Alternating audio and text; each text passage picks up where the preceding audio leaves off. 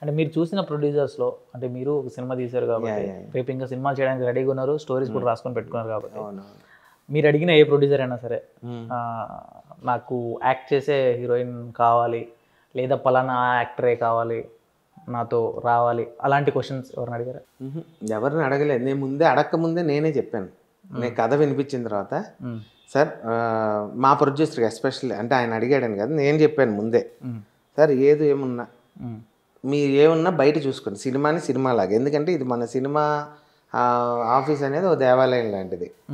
So ఇక్కడ మనం స్క్రిప్టా వర్కా వెళ్ళిపోయామా. Even మీరు సిగరెట్ తాగాలి, ఆయనకి సిగరెట్ హ్యాబిట్ ఉంది, సిగరెట్ తాగాలన్నా కూడా బయటకు వెళ్ళి టెర్రస్లు తాగేసి అక్కడే పడేసి వచ్చాను. కానీ ఆఫీస్లో కూర్చొని ఇదంతా పొగ చుట్టుకోవటం అది కరెక్ట్ కాదు, దీన్ని పవిత్రంగా ఉంచుకుందాం అని. ఈవెన్ ఎస్పెషల్లీ మా ఆఫీస్ రూమ్ ఎప్పుడు కూడా ఉదయాన్నే లేవంగానే మేము దాని సపరేట్ పూజ నేను చూసుకునే విధానం నా మెయింటెనెన్స్ వేరే ఉండేది. ఓకే. సో అవన్నీ ముందే చెప్పాను. ఇలాంటివి ఏమన్నా మీకు అనిపిస్తే మీరు వేరే మార్గాలు చూసుకోండేమో, కానీ సినిమా జోలికి సినిమాలో వచ్చిన ఆర్టిస్టులను కానీ లేదా సినిమాలో నటించే అమ్మాయిలు కానీ వీళ్ళని మీరు ఏమన్నా అట్లా దయచేసి టచ్ చేయడం కానీ చేసారంటే దీనివల్ల రెండు ఉన్నాయి. ఒకటి ఏంటంటే నెక్స్ట్ రోజు నుంచి సినిమా సజావుగా సాగదు. నువ్వు వాళ్ళని ఎవరినైనా టచ్ చేసావంటే వాళ్ళకి నీ మీద అధికారం వస్తుంది ఆటోమేటిక్గా రెండో రోజు. ఎందుకంటే నైట్ నీతో క్లోజ్గా ఉంటారు కాబట్టి. నెక్స్ట్ రోజు వాళ్ళ సెట్లో బిహేవ్ చేసే విధానం వేరేగా ఉంటుంది. ఆటోమేటిక్గా తను నా మనిషి అనే ఒక ఫీలింగ్తో మిగిలిన వాళ్ళతో వెరైటీగా బిహేవ్ చేయటం, 10 మంది గుసగుసలాడటం, ఇంకా విషబీజం పడుతుంది. అది అట్లా పెరిగి పెద్దదే లాస్ట్కి సినిమా మీద ఎఫెక్ట్ పడేటువంటి పరిస్థితి వస్తుంది. డెఫినెట్గా ఉంటుంది. సో ఇలాంటివన్నీ కూడా సాధ్యమైనంత వరకు అది ఉందా లేదా అంటే ప్రతి రంగంలో ఉండొచ్చు, దీంట్లో కూడా ఉండొచ్చు. నేను ఏ రంగానికి అనేది పక్కన పెడతాను సార్. మిమ్మల్ని అంటే మీ ప్రొడ్యూసర్, మీరు సినిమా చేసిన ప్రొడ్యూసర్ కాకుండా నేను ముందే చెప్పాను కాబట్టి బయట ఏం చేశాడు నాకు తెలియదు, నా దగ్గర అయితే ఏం చేయలే. అది ఓకే సార్. వేరే ఇంకెవరన్నా సరే, ఇప్పుడు మీ ఫ్రెండ్ సర్కిల్ నుంచి చాలా మంది డైరెక్టర్లు ఉన్నారు, మీ సర్కిల్లోనే చాలా మంది ప్రొడ్యూసర్స్ ఉన్నారు, అలాంటి వాళ్ళు ఫ్రెండ్లీగా అడిగే వాళ్ళు ఉంటారు కదా. సో అలా ఎలా అంటే నేను విన్నది ఏంటంటే రోజుకు ఒకరు ఉండాలి నా దగ్గర, నువ్వు బాంబే నుంచి తెప్పిస్తావు ఎక్కడి నుంచి తెప్పిస్తావు ఇస్తావు, నేనైతే ఎంజాయ్ చేయలేదు. అట్లా ఒక ఆయన నాకు తెలిసిన ఆయన, ఒక ఆయన ఫస్ట్ మధ్యలో ఈ సినిమా అయిన తర్వాత ఒక ఆయన రెండో సినిమా దగ్గర పరిచయమైన వ్యక్తి ఒక ఆయన ఉన్నాడు. ఆయన ఏం చేశాడంటే ఇట్లాగే కూర్చోబెట్టి కథ అంతా విన్నాడు. సార్ నాకు దాని గురించి ఏం తెలియదు సార్, సినిమా గురించి నాకు నేనేమన్నా దాని సినిమా ఇండస్ట్రీకి సంబంధించిన మీకు ఎంత అవుద్ది బడ్జెట్ చెప్పండి, ఏం చేయాలి చెప్పండి అని చెప్పి అటు ఇటు చూసి మనకేమైనా ఉంటుందో చెప్పండి అని నైట్ అని అడిగి, అంటే మనకేమైనా ఉంటుందో చెప్పండి, వచ్చిన రోజు మీరు అవి ఏమైనా ఉన్నాయంటే చెప్పండి చేద్దామని నన్ను డైరెక్ట్ అడిగిన వ్యక్తి వేరే అతను ఉన్నాడు ఒక ఆయన. ఆయన పేరు ఎందుకు లేండి కానీ నేను అనేది అలాంటి ప్రొడ్యూసర్ రెండో ఆయన. ఈ సినిమా అయిపోయిన తర్వాత హైదరాబాద్ వేరే ఊరు ఆయన, నెల్లూరు సంబంధించిన నెల్లూరా అన్నాడు. అన్నాక మొత్తం కథ విన్నాడు. కథ విని నేను చెప్తూ ఉన్నప్పుడే సార్ అవన్నీ నాకు ఎందుకు సార్, మీరు ఎలా తీస్తారో తీసుకోండి, సినిమా మీకు ఎంత బడ్జెట్ అవుతుంది చెప్పేస్తా, మనకి ఏమైనా ఉంటుందా చూసుకోండి, రాజం సాయం అలాంటి వాళ్ళని పెట్టండి, మీకు ఇప్పుడు కావాలంటే మీరు ఉపయోగించుకోండి అన్నాడు ఒక మాట. దడ్మన్ అనే సార్ నేను కథ రాస్తాను అంటే అనిపించిందా ఆఫర్ ఏదో బాగుంది అని చెప్పి కాదు నేను అన్నాను. అది సార్ ఇప్పుడు షూటింగ్కి కథకి నటించడానికి అమ్మాయిలు ఉంటారు కానీ మన సుఖాలు తీర్చడానికి అమ్మాయిలు నా దగ్గర ఉంటారు సార్.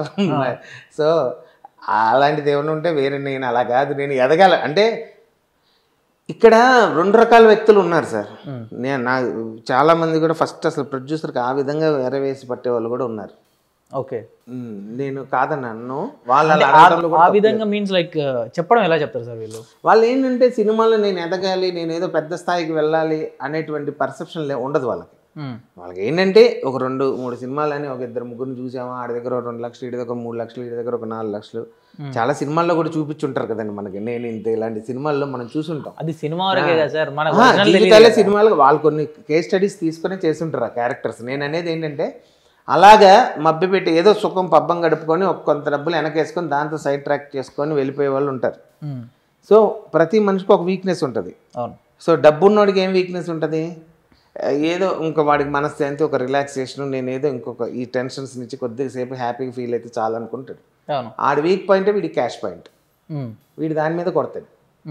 సో అలా చెప్పి కూడా మభ్యపెట్టి తీసుకొచ్చే వాళ్ళు కూడా ఉంటారు, ఏదో ఒకటి సంథింగ్ కూడా తీసుకొచ్చు. మీరు అన్నారే సినిమాలు ఎందుకు ఆగిపోతున్నాయి మధ్యలో అని, ఇలాంటి విషయాల దగ్గర కూడా ఆగిపోతున్నాయి చాలా సినిమాలు. ఓకే. ఈ మధ్యలో వీళ్ళిద్దరి మధ్య మళ్ళీ ఈగో ఫీలింగ్స్ వచ్చేస్తాయి ఆటోమేటిక్గా. నువ్వే నీకు ఫోన్లే నీకు నేను లైఫ్ ఇచ్చాను అంటాడు ఇతను ప్రొడ్యూసర్. ఆయన నువ్వు లైఫ్ ఇచ్చేది నేను రోజుకు ఒకరిని పంపించాను నీ దగ్గరికి, సిగ్గులే నీకు మళ్ళీ మాట్లాడతావు అని ఆయన అంటాడు. ఓకే. ఇలాగ మాట మాట పెరిగి పో నీ దారి నీది నా దారి నాదని వెళ్ళిపోతారు. అలా కూడా సినిమాలు ఆగిపోయిన పరిస్థితి. ప్లస్ బడ్జెట్ చెప్పి అనుకున్న బడ్జెట్ ఒకటి అవుద్ది, ఆ తర్వాత దాన్ని విపరీతంగా పెంచేస్తారు. తీసేటప్పుడు తెలియదు మనం అంటే బాగా వస్తుంది కదా అని మనకు తెలియకనే టెంప్ట్ అయి పెట్టేస్తాం. అయిన తర్వాత అనుకున్న బడ్జెట్ ఒకటి అవుద్ది, ఆ తర్వాత ఇంకోటి అవుద్ది. అంటే సార్ ఇక్కడ సినిమాల్లో లీడ్ క్యారెక్టర్ చేస్తున్న వాళ్ళకే కాదు, చిన్న చిన్న క్యారెక్టర్ చేసే వాళ్ళతో కూడా కమిట్మెంట్ అడుగుతారు. ఏదన్నా సిస్టర్ క్యారెక్టర్ కానీ లేదా వదిన క్యారెక్టర్ కానీ ఇలాంటి క్యారెక్టర్స్ ఉంటాయి కదా, ఫ్రెండ్ క్యారెక్టర్ కానీ చేసే వాళ్ళని కూడా ప్రొడ్యూసర్ కానీ డైరెక్టర్ కానీ డైరెక్ట్గా నాకు నీతో కావాలి నైట్ రావాలి అన్నట్టుగా మాట్లాడతారని చెప్పేసి విన్నా. ఏమన్నా అదే ఇప్పుడు నేను అనేది అదే అడుగుతారు. డెఫినెట్ అడిగే వాళ్ళు ఉన్నారు, అడగని వాళ్ళు ఉన్నారు, ఇచ్చేవాళ్ళు ఉన్నారు, ఇవ్వని వాళ్ళు ఉన్నారు. ఓకే సార్, ఒక అమ్మాయిని అడిగేటప్పుడు ఎలా అంత ఈజీగా ఎలా అడుగుతారు సార్? నాకు అర్థం కావట్లేదు. అంటే నీకు ఈ అవకాశం ఇస్తా, కాకపోతే అది అన్నీ ఉంటాయమ్మా అని అంటారంట. అది ఆ అన్నీ మీన్స్ అన్నీ మీన్స్ కాదు. ఇప్పుడు నాకు మీరు అదే మాట మాట్లాడుతున్నారు. ఒక అమ్మాయిని ఎలా అడుగుతారు అని 70% మీరు అన్నట్టుగా అమ్మాయినే అడుగుతారు ఆ మగవాళ్ళు. కానీ నాకు తెలిసిన ఇటీవల ఒక వ్యక్తి సంథింగ్ ఒకళ్ళు వేరే ఊరి నుంచి, ఆ ఊరు ఎందుకులేండి, ఒక నుంచి ఫోన్ చేసి సార్ నాకు మంచి అవకాశం ఉంది సార్, మీరేం చెప్తే అది చేస్తాను అని అన్న అమ్మాయిలు కూడా ఉన్నారు. 2-3 డైరెక్ట్ వాళ్ళ నుంచే ప్రపోజల్స్ వచ్చినాయి. బట్ అప్పటికి సినిమా అయిపోయింది అనుకో, మనం ఏం చేయలేదు.